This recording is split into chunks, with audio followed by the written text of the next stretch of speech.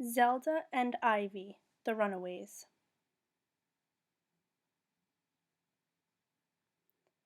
Zelda and Ivy, the Runaways, by Laura Mickey Kasnovsky. Contents: Chapter 1, The Runaways, page 1. Chapter 2, The Time Capsule, page 17. Chapter 3, The Secret Concoction, page 29. Chapter 1, The Runaways. "Dad's making cucumber sandwiches for lunch," said Ivy. "Not again," said Zelda. "That's it, I'm running away." Zelda stuffed her lucky jewel, PJs, blanket, writer's notebook, and an extra pair of socks into her suitcase. "I'm coming too," said Ivy. She packed her Princess Mimi doll, PJs, tea set, and Go Fish cards. Zelda marched across her backyard. Ivy followed. Zelda spread her blanket behind the butterfly bush. "Here's a good spot," she said. "We can see the house, but no one in the house can see us." The Fox sisters peeked through the bush at their parents. "Mom and Dad will really miss us," said Ivy. "Yes," said Zelda. "They'll be sorry they made us cucumber sandwiches." "I'm a little hungry," said Ivy. "We can't give in," said Zelda, "or we'll be eating cucumber sandwiches for the rest of our lives." Ivy filled her teapot from the garden hose and peeked in the window. "They don't seem to be missing us," she reported. "It may take a while," said Zelda. "Lucky you brought your cards."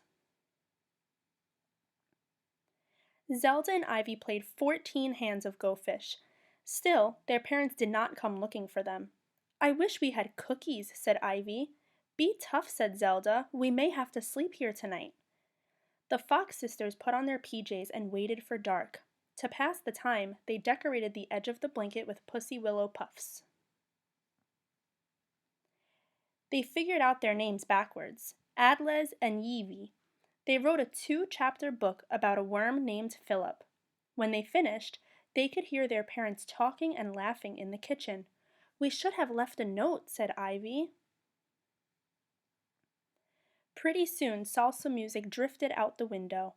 "I bet they're dancing," said Ivy. "I sure love to dance." "Oh, all right, Ivy," said Zelda. "I don't want you to feel left out. Let's go home." The Fox sisters packed up their stuff and scurried back across the lawn. Their dad met them at the kitchen door. "Oh, there you are," he said. "We saved you each a delicious cucumber sandwich." Chapter 2, The Time Capsule. Zelda wrote the label with a fat pen. "A gift from the world of the past to the world of the future. This is a time capsule," she said. She rubbed her lucky jewel against her shirt and dropped it into the box. 100 years from now, someone will open this box and find my lucky jewel. What are you going to put in?" "How about our worm book?" said Ivy. "Come on," said Zelda. "Put in something really good. Remember, it's for the children of the future." Ivy sighed. She hugged Princess Mimi and added her to the box. Zelda buried the time capsule under the cherry tree. Later that day, Ivy sat on the swing and drew circles in the dirt with her paw. "If only I had Princess Mimi, I could play castle." Inside the house, Zelda worked on her piano recital piece. "If only I had my lucky jewel, I could get that crossover hands part." Outside, Ivy could stand it no longer. She dug up the time capsule and pulled out her doll. Then she noticed the box was empty. Ivy heard a noise in the bushes. She stuffed Mimi back into the box. The bushes rustled again. Out stepped Zelda. "What are you doing?" "Just checking on Princess Mimi," Ivy admitted. She took a deep breath.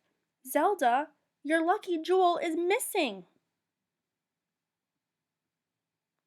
Zelda narrowed her eyes. "I might have had to borrow it back for my piano recital."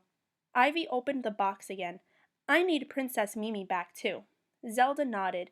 "Let's put in our worm book. Now that I think of it, I'm sure the children of the future would prefer a good story." Chapter 3: The Secret Concoction.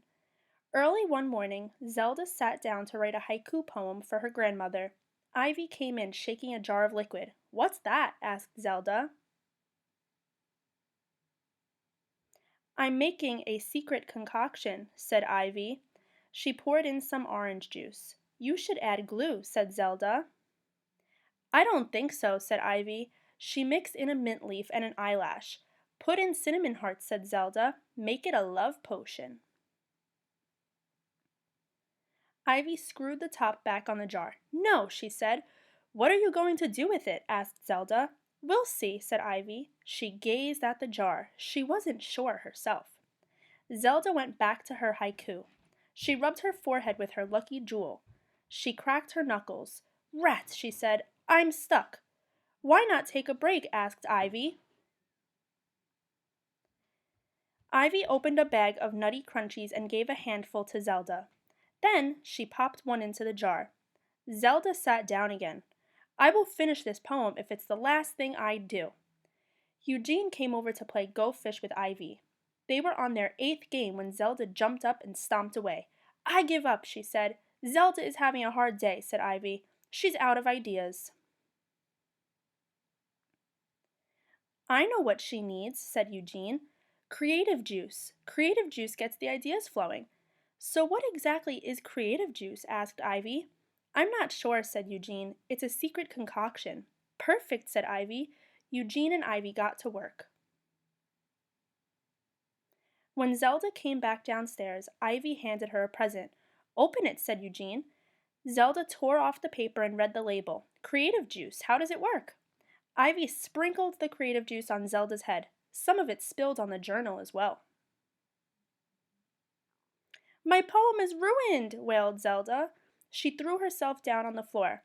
Then she looked carefully at her journal. She turned it one way and then the other. "Wait a minute," she said. "This looks like a lake at sunset." She got out her colored pencils. "I'll make a picture for grandmother instead." "Wow," said Eugene. "That creative juice really works." Ivy smiled. "Lucky I got the recipe right." And the end.